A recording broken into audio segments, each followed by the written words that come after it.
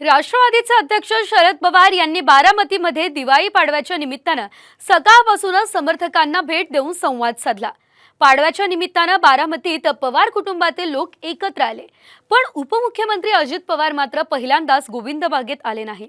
त्यामुळे आता आश्चर्य व्यक्त केलं जातंय। बघूयात या संदर्भातला हा रिपोर्ट। दादांनी काकांसोबत एकत्र येणं टाळलं। बारामतीतल्या दिवाळी कार्यक्रमाकडे अजितदादांची पाठ। कौटुंबिक कार्यक्रमाला दांडी, किल्ल्यांची मात्र पाहणी।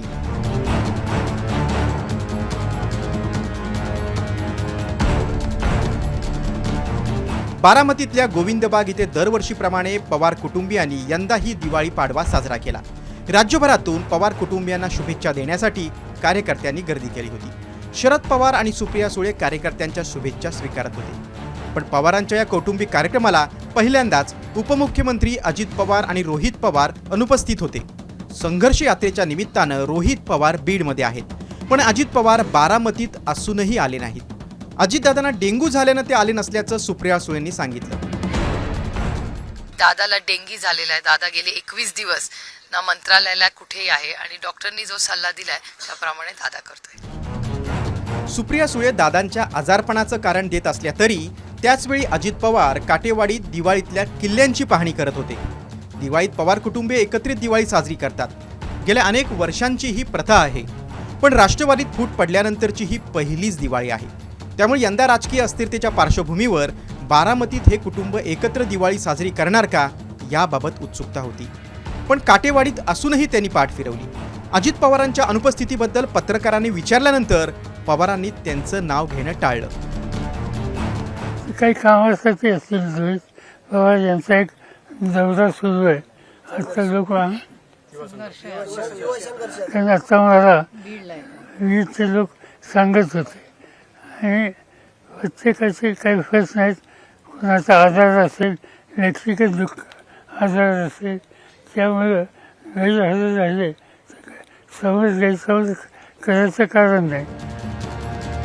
गोविंद बागेत दादा आले नसले तरी सोमवारी रात्रीच काका पुतण्याची भेट झाल्याचा दावा अजित पवार गटाचे मंत्री हसन मुश्रीफ यांनी केलाय। सोमवारी रात्री श्रीनिवास पवारांच्या घरी संपूर्ण पवार कुटुंब एकत्र आलं होतं। स्नेहभोजनाच्या या कार्यक्रमाला अजित पवार देखील होते असं मुश्रीफ यांनी म्हटलंय। सुप्रिया सुळेंनी पवार कुटुंबांचा फोटो शेअर केलाय। काल रात्री जेवायला एकत्र होते। श्रीनिवास पवारांच्या बंधूच्या घरी ते एकत्र जेवायला होते सगळं कुटुंब। पक्षात दुरावा असला तरी कुटुंबात दुरावा नाही। छोटी नाती गोष्टी रक्त असतंच ना। भाऊबीजेसाठी सुप्रिया सुळे बुधवारी काटेवाडीला जाणार आहेत। त्यावेळी सुप्रिया सुळे अजितदादांसोबत दिवाळी साजरी करणार का याची उत्सुकता आहे। अजितदादांच्या आजारपणाचं कारण दिलं असलं तरी गेल्या शुक्रवारी त्यांनी पुण्यात शरद पवार आणि सुप्रिया सुळेंची भेट घेतली होती। त्यानंतर बारामतीतल्या शारदोत्सव कार्यक्रमात अजितदादा आणि सुप्रिया सुळे एकत्र दिसले। एकीकडे आमदारांच्या निधी वाटपावरून अजितदादा नाराज असल्याचं कळतंय। दिल्ली भेटीत अमित शहांकडे त्यांनी हा मुद्दा उपस्थित केल्याची माहिती आहे। दुसरीकडे अजितदादा आजारी असल्याचं सांगण्यात येतंय। त्यामुळे अजितदादांचं नेमकं चाललंय काय असा प्रश्न विचारला जातोय। अक्षय बडवे, साम टीव्ही न्यूज, बारामती। आरक्षणावरून मराठा आणि ओबीसींमध्ये संघर्ष शिगेला पोहोचलाय। मराठ्यांना ओबीसीतून आरक्षण नको या मागणीवर ठाम राहत ओबीसी समाजाचे मराठवाड्यात मेळावे होणार आहेत। पाहुयात। 17 आणि 26 नोव्हेंबरला मराठवाड्यात ओबीसी मेळावे। मराठा तरुणांच्या विरोधात मेळावा घेऊ नका, जरांगेंचं आवाहन। भुजबळ आणि सदावर्तेंवर बहिष्कार, आरक्षण हक्क परिषदेत ठराव। बुधवारी सोलापुरात जरांगेंची जंगी सभा। येत्या 17 आणि 26 नोव्हेंबरला मराठवाड्यात ओबीसींचे मेळावे होणार आहे। जालना आणि हिंगोली जिल्ह्यात हे दोन्ही मेळावे होणार आहे। या मेळाव्यांना छगन भुजबळ, पंकजा मुंडे आणि चंद्रशेखर बावनकुळे यांना निमंत्रण देण्यात आलंय। मराठ्यांना ओबीसीतून आरक्षण मान्य नसल्याची भूमिका ओबीसी नेत्यांनी घेतली आहे, तर मराठा तरुणांच्या विरोधात मेळावा घेऊ नका असं जरांगे पाटलांनी म्हटलंय।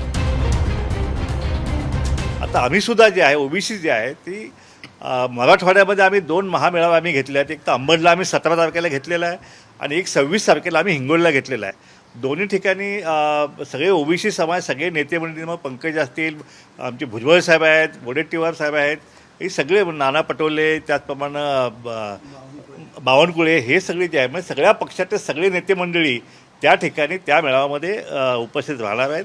आणि हे मेळावे जे आहेत हे मेळावे म्हणजे काय त्यांच्या मेळाव्याला आव्हान वगैरे असं काही नाही आहे का. एखाद्या जातीविषयी आकर्ष आहे किंवा राग आहे, मराठ्यांचे पोरं मोठे नाही झाले पाहिजे असं म्हणून नाही घेतली पाहिजे. कारण कोणत्याही समाजाला न्याय मिळाला पाहिजे ह्या भूमिकेतून ठीक आहे. परंतु त्या सभेवरती आम्ही काय बोलणार नाही. ज्याचा त्याचा अधिकार आहे, ते अधिकाराप्रमाणे ते घेतात आणि घेतली पाहिजे. त्याच्यात आमचं काही दुमत नाही. आम्हाला काही वाईट वाटण्याचं अजिबात कारण नाही. दुसरीकडे आरक्षणासाठी जरांगे पाटलांसोबत ठामपणे उभं राहण्याचा निर्णय मराठा समाजाच्या आरक्षण हक्क परिषदेत घेण्यात आला.